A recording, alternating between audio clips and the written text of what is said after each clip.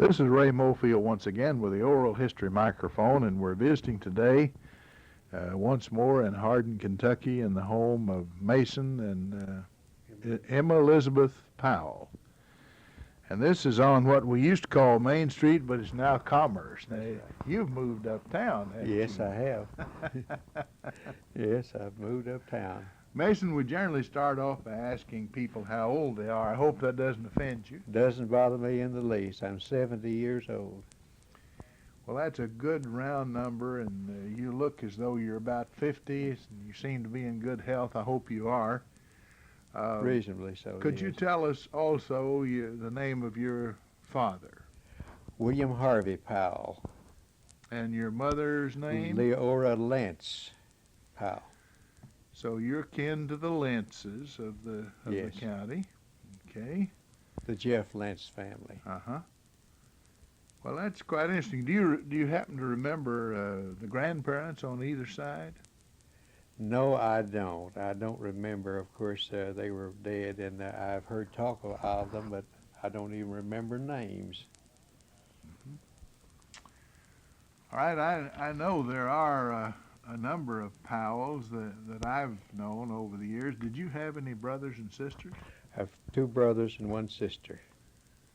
Now, one of them, Chalice, I know, who ran the station here at Hardin for a long time, drove school bus. I guess everybody knows Chalice.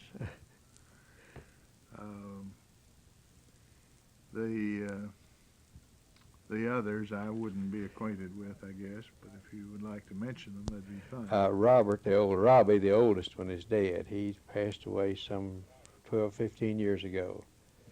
And my sister, the youngest, Roberta, who now lives in Texas near her son. Were you born in Marshall County? No, I was born in Arkansas. My parents were over there along with some others in Marshall County on a timber cutting job. And I was born in Caryville, Arkansas. Mm-hmm. A lot of people got born in Michigan that way. That's right. Going away to right. find work and so on. Now, are you related to the famous Bill Powell, the newspaper writer? He is my first cousin. Well, I'd say you're a little bit akin to him then. Yes. Yeah, Bill and I were great friends for a good many years, and I can remember my dad telling the story about being, I've forgotten now whether he said he was best man or anyway he went and was a witness at the wedding of Turner Powell and Nanny Johnson. Nanny Johnson, yeah, and that wedding, I guess, was at Olive or somewhere like that. At least it is in this part of the world, because my dad never went anywhere much until after he was grown, I suppose. Well, where did you go to school?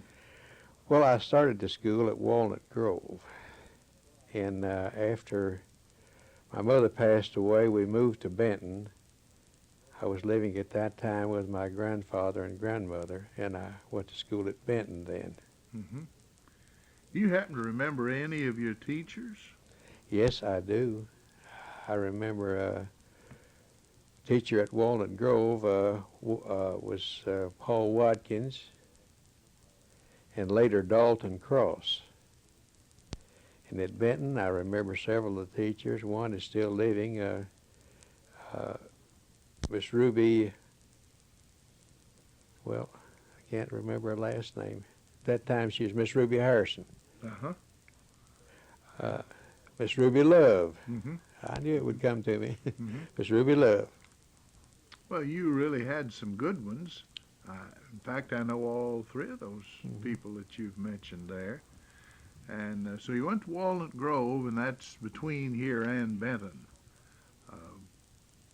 You must have started the school there in the first grade. And did you like school at first? Yes, I did. I've always liked school. In fact, I walked from Benton to Walnut Grove for 2 summers, as school started there in July and didn't start in Benton till September. And I walked from Benton to Walnut Grove to school until school started at Benton. Well, that shows a good desire to learn. That's wonderful. I always felt the same way, and I've wondered whether I really liked learning all that much or whether I just wanted to get away from the tobacco patch.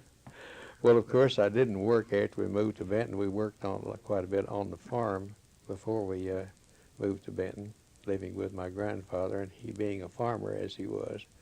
But I had the time. I liked the school. I've often wondered, as you, if I really wanted to learn or if I just liked to go to school to be with the other people Yeah, my age. that's true. That's another reason for wanting to go. What did you do at school that you liked in the way of games? You remember any particular thing you played? Well, we did have a basketball, such as it was, although the hill where Walnut Grove School was located was a gravel hill. It was a little rough in trying to dribble a ball, but we did have a lot of fun playing basketball and the usual games such as Wolf Over the River and things like that. Mm-hmm. Yeah. Oh, those bring back a lot of memories to me, and I'm sure to many other persons. After you had become, let's say, a young man and maybe were thinking about dating and so on, could you tell us about what you did did you have play parties? Well, yes. At that time, there were mostly play parties, but if there were parties, and then we had a lot of Sunday school parties, church parties. I attended church at Benton, of course, regularly, and we had church parties in the home of Mr. Harry Jones. I remember very well. Uh-huh. He was my Sunday school teacher, and there were several others around Benton who was in my Sunday school class that were my age. Some still live there. Mm-hmm. And then, of course, you grew up, and when did you get married? June the 20th, 1936. All right. Exact date. Yeah, you didn't have to hesitate a bit.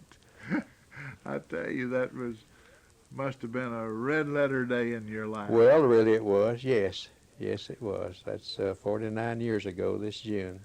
And your wife was from where? Callaway County, near Lynn Grove. Mm-hmm. How did you come to meet her? She and I worked at the same place, in the hosier mill at Murray, where I first met her. Mm-hmm. Well, talking about various work that you had, was that your first job after you... My first job at Public Work, yes, was in the hosier mill. And, of course, that was back in Depression times, and jobs were hard to come by. And I did get a job through the help of my uncles, I might say, because I had 3 of them working there, and they did get me a job at the hosier mill when I was 16 years old. You were really one of the fortunate ones, weren't you? Yes, I was, because there were a lot of people who were not working, especially the younger people. I believe I don't know whether he was the first one, but some of the years when the Murray Hosiery Mill was operating, I believe there was a Mr. Fenton that was a manager there. He was at Murray, yes, but I started to work in the hosier mill at Benton under a Mr. Hausman. He was the superintendent at that time. And were those mills owned by the same company? yes, they was. They were owned by the same company. What kind of hosiery did they make? Was it the women's silk hosiery? No, they made long cotton stockings for, and later anklets. When anklets became popular, they made anklets. I helped make both. Of course, the hosier mill at Benton later changed to what they called at that time a full fashion mill that did make silk hose for women. But at the time I started, why, they were making cotton. I believe I've heard my mother-in-law, Ruth Hyde Bloomingberg, say that she worked there. Yes, I remember her. Well, so we got you started in the hosiery business, and at that time you didn't know but what you'd be there for life and maybe be plant manager someday. Well, I didn't plan on it. I always had in the back of my mind to go back to school or to get in school, and this was my goal. Well, what happened that enabled you to do that? Or did you just take Well, a bit in the mouth and... no, of course, there was a lot of time passed between then and the time I did start back to school. Of course, I just like a lot of other people. I first went to Nashville, Tennessee, and worked a while. And during that time, I did get married, and then my wife and I moved to Detroit, Michigan, as a lot of other people in this area did. And I worked there until 1945. Were you in the automobile industry? No, I was in a machine shop. I was fortunate enough to get in on a training program, tool and die work, and I got to be a tool and die maker. Well, now, that pays a lot better than just ordinary labor, doesn't it? Yes, it paid good. The wages were real good for that. But they were in Detroit, and I didn't, just like a lot of other Southerners, I was just looking for the time that I could come back to Kentucky, Marshall County. There was Dixie had that pull on you. That's right. And especially Marshall County, western Kentucky. It looked real good. Well, you worked there, and if I remember, it seemed to me like the first time that I remember you.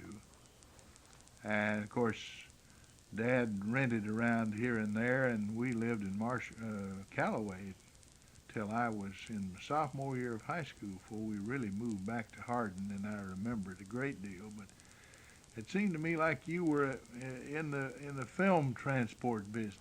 Well, that was later. When we first came back from Detroit, we bought a business, a place of business, along with my partner I had then, A.N. Duke Jr., who was my cousin. Bought a place of business, and we moved back to Kentucky. Would you mind telling us what it was? You and Junior Duke. It was known as the Pig and Whistle, a long established business there, but established for a different purpose than we operated it for. We had a restaurant and service station there, and I might say that we were proud of it because it was a popular hangout for the high school students at Hardin, and even brewers we had, and some from Benton even. We had a popular hangout, we might say, for young people. It was kind of the Dairy Queen of its day, in a way. That's right. Along about that time, of course, a lot of the boys were getting out of service. Boys like the Puckett brothers and Ben Haley and others who were getting out of service at that time. John Paget I remember very well because John was one of the boys that hung out there quite a bit.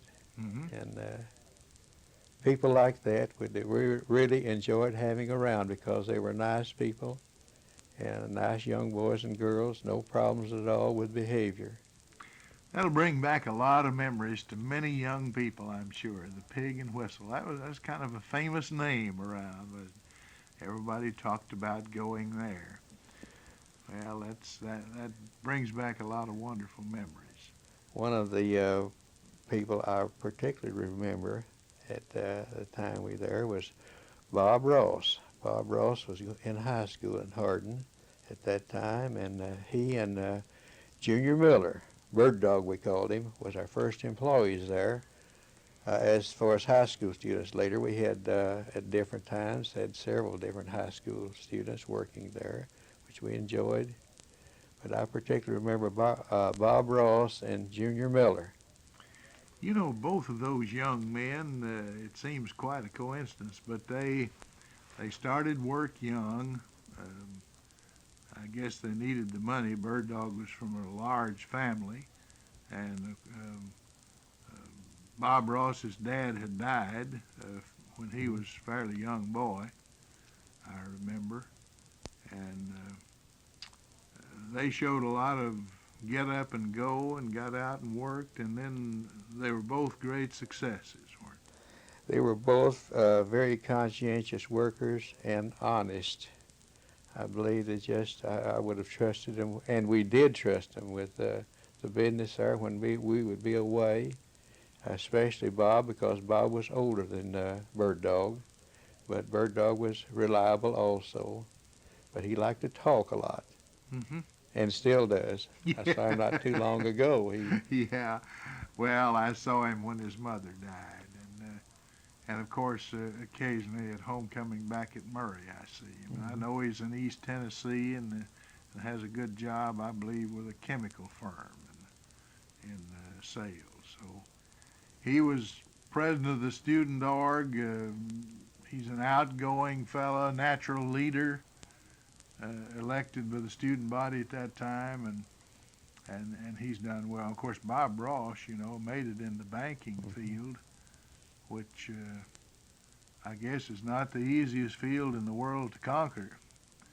Maybe Mr. Butcher could tell us about that. Well, he conquered a lot, but then he got conquered, didn't He sure did. he? Well, that's All of the Miller brothers,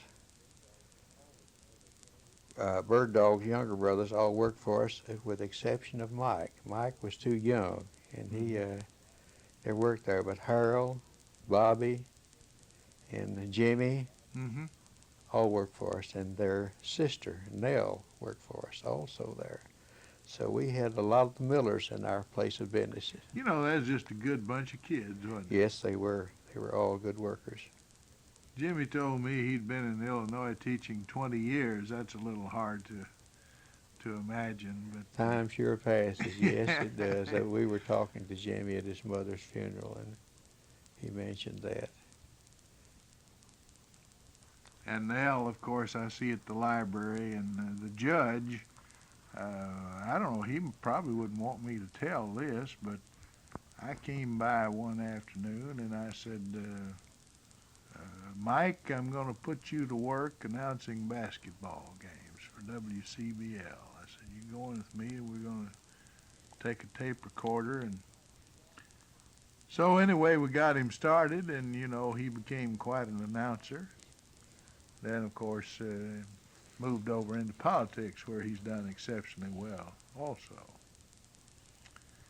I guess there may be a campaign on right now, as a matter of fact, so maybe we better get off of that particular topic. All right, you ran the Pig and Whistle. You made a lot of friends with the young people, and you stayed there, and then what happened?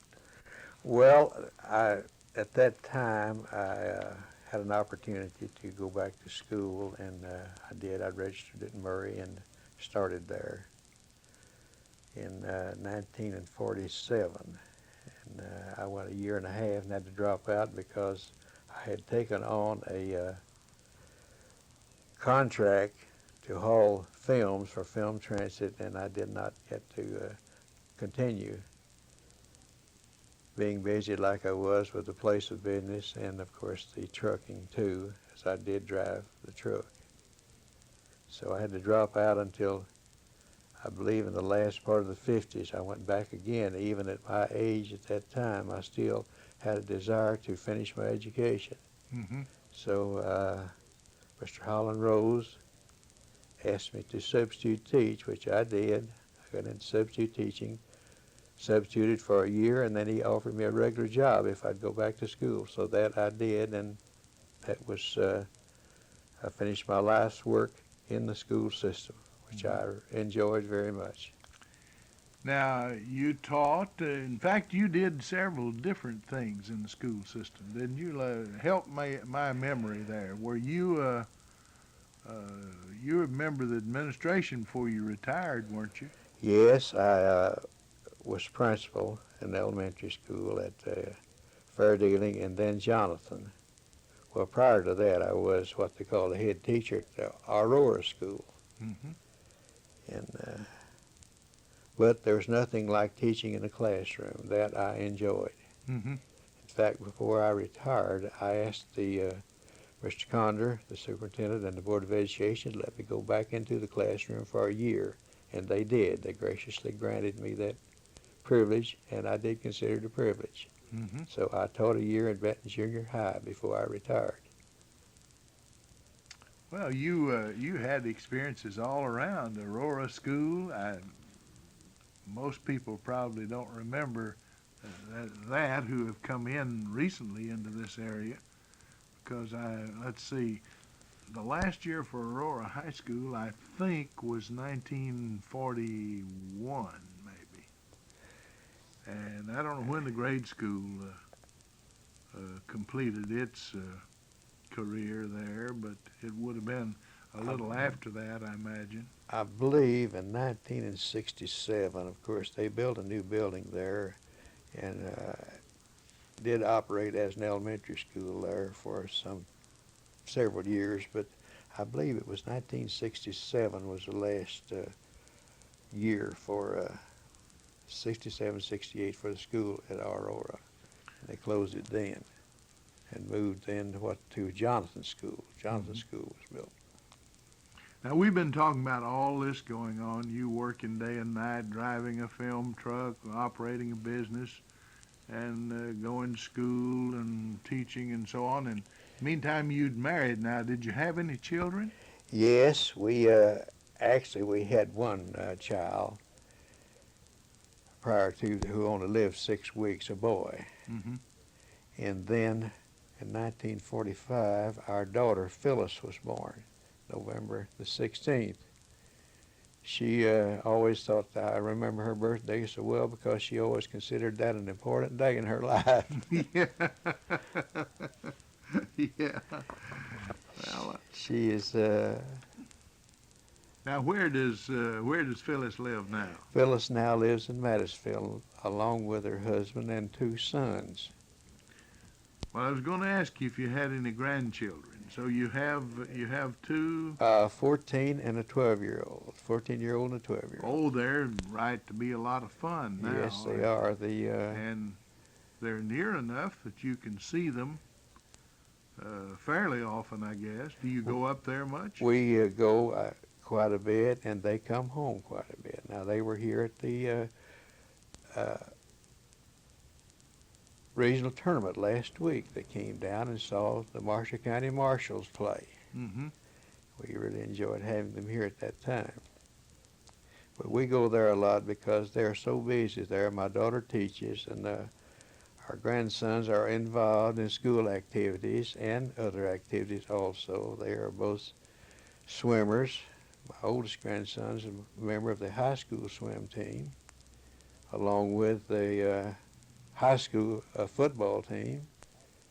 And the youngest one is involved in basketball, soccer, swimming, and so they don't get to come as often as we would like for them to. Oh, there's a lot for young people to do now, isn't there? There sure are. Yeah, we didn't.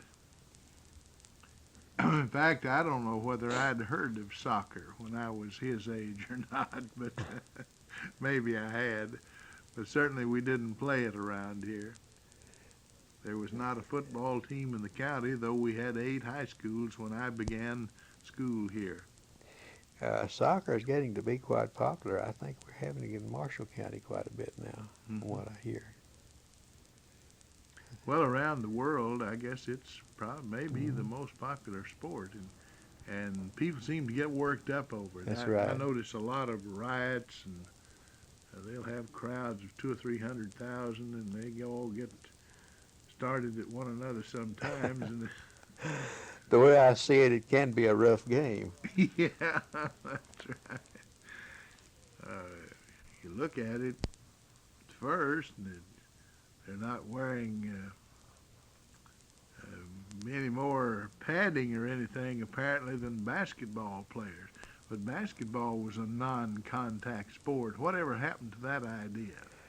I don't know it become involved so much. I believe they just did away with that and just go get them.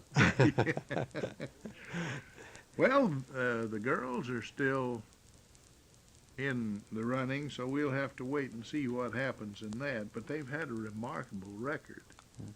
Yes, they have. It's been amazing at the record that the Marshall County girls have been since they have had girls basketball in Marshall County. Again, I should say. I remember the time when they had basketball before here. Mm-hmm. I remember one especially. Brewers had a good girls basketball team. Well, I was at a game at Murray recently and sat beside Dewdrop Rowlett. And she had played basketball in those days and went to Murray State and made the All-American team. Mm-hmm. Murray State's first All-American actually was a woman, Dewdrop Rowlett. So she was a Brumley, and her brother was with her, retired dean of students at Freed-Hardeman College, whom you might remember from. He's preached around some here in Yes. Marshall County from time to time. But I don't know, they outlawed it for a while in Kentucky, and then finally when the Supreme Court came back and said you have to have girls sports as well as boys, why, we've gone back into it with a vengeance, haven't we? We sure have. I want you to tell me how this county has turned out. What is this, about 4 straight regional winners? I don't know, but Maybe I it's guess 5. maybe it's the coach. Yeah. Maybe it's the fans. Of course, Marshall County to me has always been a county that enjoyed basketball and promoted as much as they could. When I was growing up, of course, I go back to the old Birmingham team, Robert Goheen, McCoy Terry, and those boys, Cecil Dunnigan. And they I went saw to the them state play. tournament, yeah.